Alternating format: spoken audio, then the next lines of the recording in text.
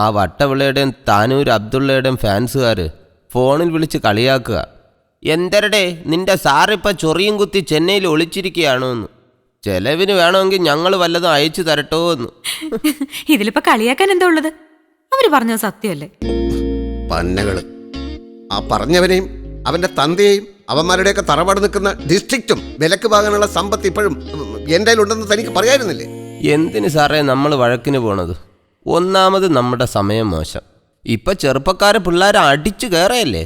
ആ ശ്യാമെന്ന് പറയുന്ന ചെക്കനെ ആളുകൾക്ക് എന്ത് ഹരാന്നറിയോ? അവനാണെങ്കിൽ കഥ കേട്ട് ചർച്ച ചെയ്ത് തിരക്കഥ വായിച്ച് ഇഷ്ടപ്പെട്ടാലേ പടം ചെയ്യുന്നുള്ളൂ. അതും വർഷത്തിൽ 1 or 2. അങ്ങനെയാ വിവരമുള്ളവര്. പിന്നെ ശ്യാമ അസലായിട്ട് പാട്ടും പാടുമല്ലോ. അതുകൊണ്ട് കൂടിയാ ആളുകൾക്ക് അവനോട് ഇത്ര ഭ്രാന്ത്. ഇനിയുള്ള പടങ്ങളിൽ ഞാനും പാടും. ഇനി ഏത് പടം? പലരും ഇംഗ്ലീഷ് പടങ്ങൾ കണ്ട നല്ല കഥകൾ മോഷ്ടിക്കുന്നത്. നമുക്ക് ആ വഴി ഒന്ന് ശ്രമിച്ചാലോ സാറേ? മലയാളം തന്നെ ശരിക്കും അറിഞ്ഞൂടാ, പിന്നെ ഇംഗ്ലീഷ്. സാറിന് English പഠിച്ചൂടെ?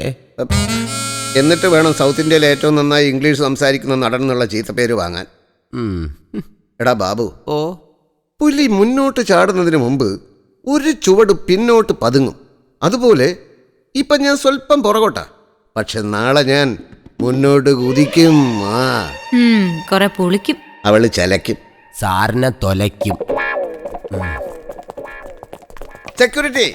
We are from Income Tax Department, Chennai. ഞാൻ മലയാളിയാണ്. ഈ വീട് റെയ്ഡ് ചെയ്യാൻ വാറണ്ട് ഉണ്ട്. Please cooperate with us. റെയ്ഡോ? എന്റെ വീട്ടിലോ? ഞാൻ കേണലാണ്, പത്മശ്രീയാണ്. എന്നെ തൊട്ടാൽ കേന്ദ്ര സർക്കാർ നിങ്ങളുടെ പേരിൽ നടപടിയെടുക്കും. അതേ സർക്കാർ തന്നെയാണ് ഞങ്ങൾ ഇങ്ങോട്ട് അയച്ചിരിക്കുന്നത്. ഞാൻ ഭാരതാണ്, ഡോക്ടറാണ്. ഇത് തീക്കളിയാണ്. ഞാനിപ്പോ കേന്ദ്ര ധനമന്ത്രിയെ വിളിക്കും. പുറത്ത് പോലീസുണ്ട്. അങ്ങനെയാണെങ്കിൽ താഴെയുള്ള മുറികളൊക്കെ റെയ്ഡ് ചെയ്യൂ. മുകളിൽ ഒന്നുമില്ല. എവിടെ നോക്കണമെന്ന് ഞങ്ങൾക്കറിയാം.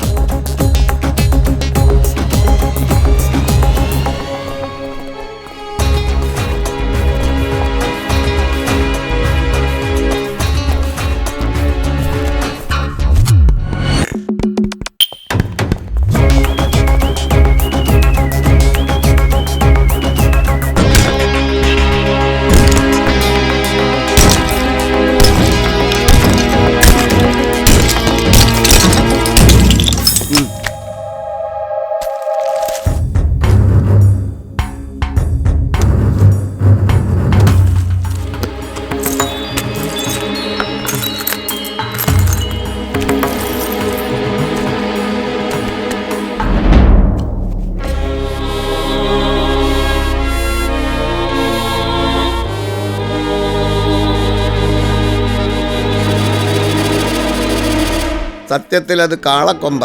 പക്ഷെ ന്യൂസ് പുറത്തു വിടുമ്പോ ആനക്കൊമ്പാണെന്ന് പറഞ്ഞേക്കണേ, അല്ലെങ്കിൽ എനിക്ക് കുറച്ചില്ല.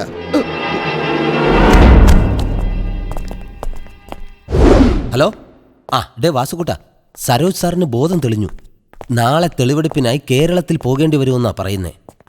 നീ ഒരു കാര്യം ചെയ്, കാലത്ത് നമ്മുടെ 10-25 പയ്യന്മാരെയും വിളിച്ചോണ്ട് ഇൻകം ടാക്സ് ഓഫീസിന്റെ മുന്നിൽ ചെന്ന് മുദ്രാവാക്യം വിളിച്ച് മൊത്തത്തിലൊന്ന് അലുമ്പാക്കിയേക്ക്. എടേ, ചെലവിനുള്ളതെല്ലാം അവിടെ എത്തിച്ചേക്കാം. നീ കിടന്ന് ചാവാതെ.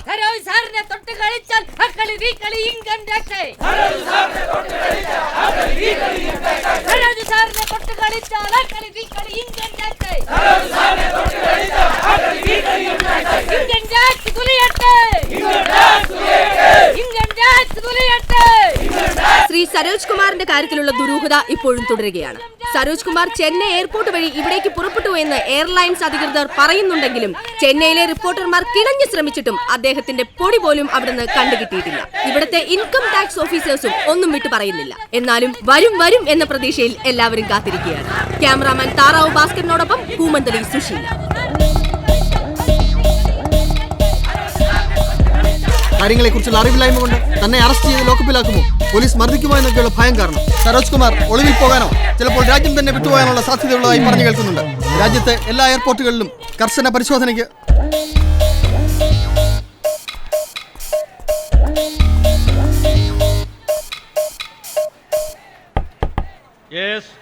Come in, please.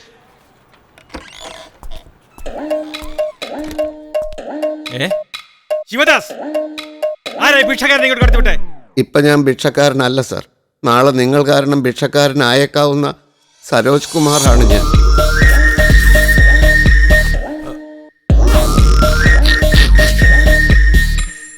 Income tax ഓഫീസിലും കയറി അഭിനയിച്ചു തുടങ്ങിയോ? ചാനൽ കഴുകന്മാരിൽ നിന്ന് രക്ഷപ്പെടാൻ ഇതേ ഒരു വഴി കണ്ടുള്ളൂ.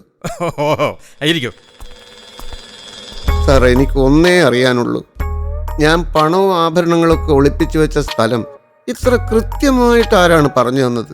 ഞങ്ങളെ ക്വസ്റ്റ്യൻ ചെയ്യാനല്ല, ഞങ്ങൾക്ക് നിങ്ങളെ ക്വസ്റ്റ്യൻ ചെയ്യാനാണ് ഇങ്ങോട്ട് വിളിച്ചു വരുത്തിയത്. അല്ല, അറിയാനുള്ള ആഗ്രഹം കൊണ്ട് ചോദിച്ചു പോയതാ. അപ്പം തിന്നാ പോരെ മിസ്റ്റർ സരോജ്? കുഴി എണ്ണണോ? ഞാൻ തിന്നാൻ വെച്ച അപ്പയല്ലേ ഡിപ്പാർട്ട്മെന്റ് എടുത്തോണ്ട് പോയത്? അത് നിങ്ങളുടെ അപ്പമാണെന്ന് നിങ്ങൾ തീരുമാനിച്ചാൽ മതിയോ?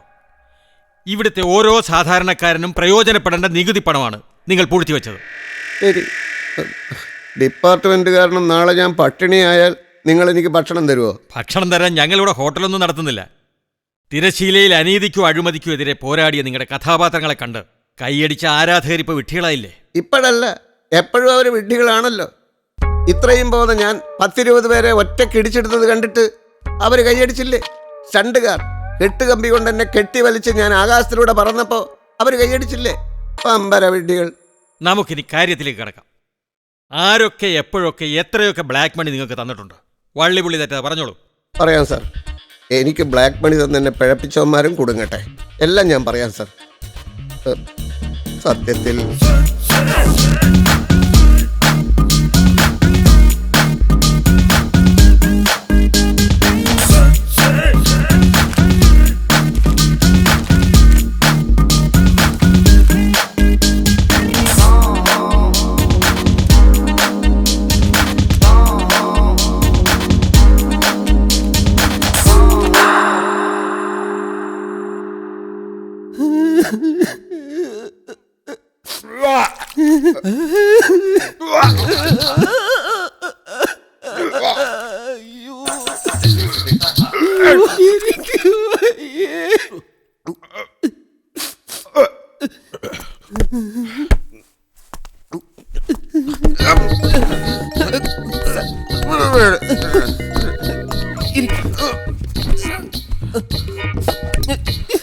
ഇനി മതി സാർ, നേരം വെളുത്തു.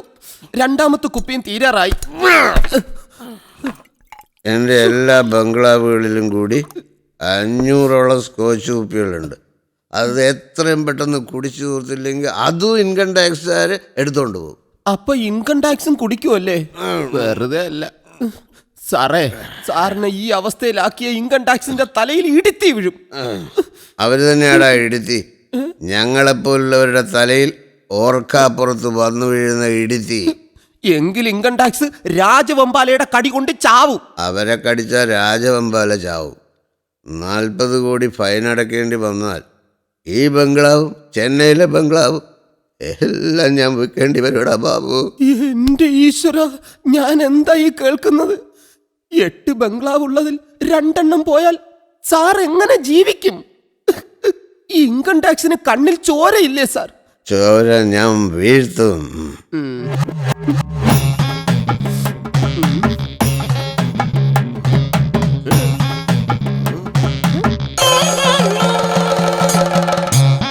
പച്ചളം ഞാൻ പച്ചാളം വാസിയല്ല സാർ, ഞാൻ മുട്ടത്ര ബാബുവാണ്. ബാബു